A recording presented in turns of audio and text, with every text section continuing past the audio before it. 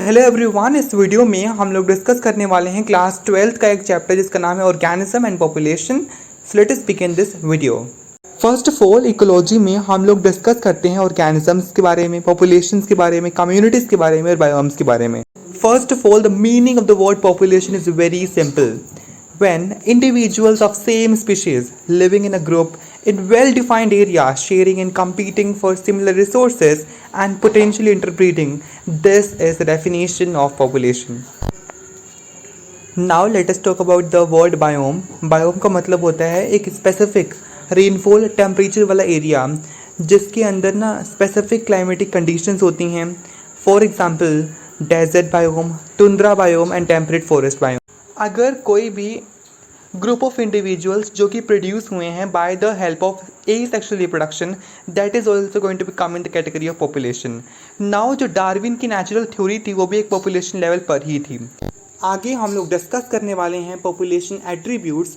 Population attributes में हम लोग बात करते हैं बर्थ रेट के बारे में, डेथ रेट के बारे में, सेक्स रेशियो के बारे में, एज पिरामिड के बारे में, and the last is going to be population density. Let us now begin with the birth rate. Birth rate का मतलब ये होता है कि टोटल मेंबर्स के हिसाब से उसके कंपैरिजन में कितने लोगों का बर्थ हुआ है। बर्थ रेट का फॉर्मूला होता है small b equal to capital B upon capital N। आगे हम लोग डिस्कस करने वाले हैं about death rate. The simple formula of death rate is small d equal to capital D upon capital N। Now talking about sex ratio. Sex ratio का मतलब होता है एक पॉपुलेशन के अंदर कितने परसेंट ऑफ मेल है और कितने परसेंटेज ऑफ फीमेल है। टॉकिंग अबाउट एज पिरामिड्स का मतलब ये होता है कि जब हम लोग एज डिस्ट्रीब्यूशन को प्लॉट करते हैं फिर जो हमको स्ट्रक्चर मिलता है उसको हम लोग बोलते हैं एज पिरामिड्स। एज पिरामिड्स तीन टाइप्स के होते हैं। First of all pyramidal, second is going to bell shaped and third is going to be urn shaped. Pyramidal is for the expanding population, bell shape is for the stable population, and urn shape is for the declining population. Now talking about the next, that is going to be population density. Population density simply means अगर हमको पता करना है कि population का size कितना है इन a particular given area, उसको हम बोलते हैं पॉपुलेशन डेंसिटी। पॉपुलेशन डेंसिटी को हम लोग मेजर करते हैं by the help of number, biomass and the area it covers. Relative density, इसका मतलब ये होता है कि हमारे पास अगर एक बहुत बड़ा पॉन्ड है उसके अंदर फिशेस हैं और हमें कैलकुलेट करनी है कि फिशेस कितनी हैं, तो अगर हमको एक स्पेसिफिक जगह के बारे में पता है कि इस जगह में इतनी फिशेस हैं तो उसके हिसाब से हम लोग मल्टीप्लाई करके पूरे पॉन्ड के अंदर फिशेस कैलकुलेट कर सकते हैं। इसको हम लोग बोलते हैं रिलेटिव डेंसिटी। पॉपुलेशन ग्रोथ का मतलब होता है कि एक साल बाद पॉपुलेशन के अंदर कितना ग्रोथ हुआ है, इसको हम लोग बोलते हैं पॉपुलेशन ग्रोथ। एन का मतलब होता है ओरिजिनल पॉपुलेशन। N+1 का मतलब होता है कि एक साल बाद की पॉपुलेशन। बी का मतलब होता है कि कितने लोगों ने बर्थ हुआ है, कितने लोगों का, एंड डी का मतलब होता है कितने लोगों की डेथ हुई है। ओवरऑल फॉर्मूला अपने पास बन जाएगा N+1 is equal to NT+B+I minus D+E। Now यहाँ पर लिखा हुआ है कि अगर कोई ऐसा हैबिटेट है जो कि अभी अभी बना है उसके अंदर हमें ये मानना पड़ेगा कि जो इमिग्रेशन है वो ज़्यादा इंपॉर्टेंट फैक्टर होगा एज़ कम्पेयर टू कितने नंबर ऑफ पीपल का बर्थ हुआ है। Now talking about the next, that is going to be growth models. Here we talk about exponential and logistic growth model. In the case of exponential, the formula is going to be dn by dt is equal to small r into capital N, and small r is going to be birth rate minus death rate. So in the case of logistic, the formula is going to be dn by dt is equal to small r into capital N into k minus n upon k. जो अपना graph बनता है in the case of exponential, it is going to be J-shaped graph. जो अपना graph बनता है in the case of logistic, it is going to be sigmoid graph. Now just look at the graph. Here the J shape particularly is for the exponential model and the sigmoid curve is basically for the logistic model. Now as we have discussed that when we are considering that resources are unlimited, it is going to be in the category of exponential, and when the resources are limited, it is going to be in the category of logistic. Talking about the reproductive strategies, कुछ ऐसे organism जो कि अपने पूरी life time में केवल एक बार breeding करते हैं, उसमें एग्जांपल अपने पास आएगा Pacific salmon and bamboo. Second point, जो मल्टीपल टाइम्स ब्रीडिंग करते हैं, उसमें एग्जांपल आएगा birds and mammals. Now discussing about the third point, the organism that produce large number of small sized offspring, oysters and pelagic fish. Now talking about the organisms that produce small number of large size offspring like birds and mammals.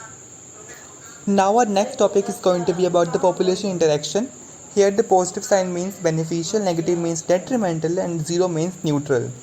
In this case we talk about the six type of the interactions. For example, mutualism, competition, predation, parasitism, commensalism, amensalism. In the case of predation इसमें ये होता है कि जो energy plants ने बनाई है उसको नेक्स्ट ट्रॉफिक लेवल पर भेजना है. So this is done by the help of predation method. Now discussing about the examples, the first example is going to be that exotic prickly pear cactus.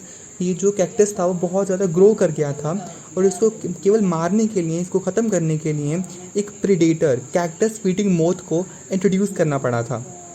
Now discussing about the next example, यहाँ पर हम लोग बात कर रहे हैं about the American Pacific coast के बारे में.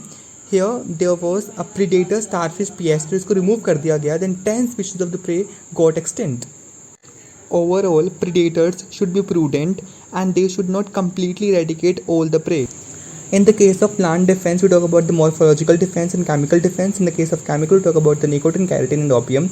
When talking about the defense mechanism in animals, we say that there is one poisonous monarch butterfly.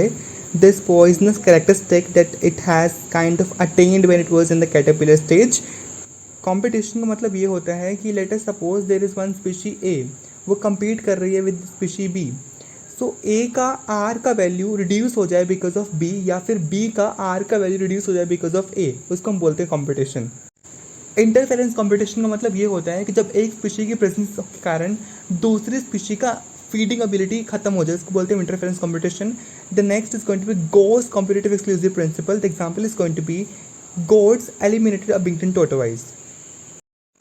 कभी कभी लाइफ में ना कंपटीशन ना करके कॉपरेशन करना बेटर होता है.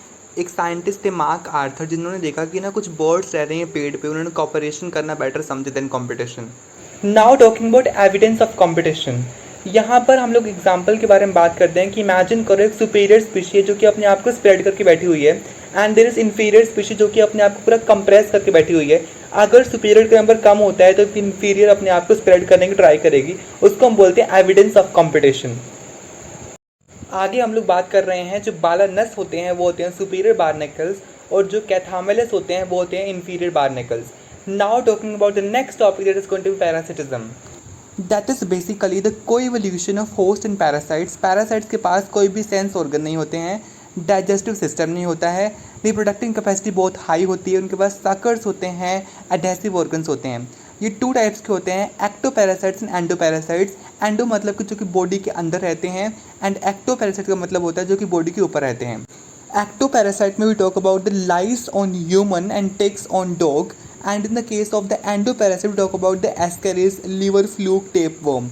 Now talking about brood parasite. Brood parasite में कुकू अपना पैरासाइट होता है और क्रो अपना होस्ट होता है. Now talking about the examples of commensalism. The first example is orchid on mango, second is barnacles growing on whale, third is cattle agate and grazing cattle, the fourth example is clownfish and sea ants. अब हम लोग discuss करने वाले हैं आखिरी topic of this chapter, that is going to be mutualism. Here we talk about the four examples: lichen, mycorrhiza, plants and pollinators, and the fourth example is going to be the sexual deceit. So let us begin understanding about these examples. The first example is of lichen, that is basically association of fungi and photosynthesizing algae.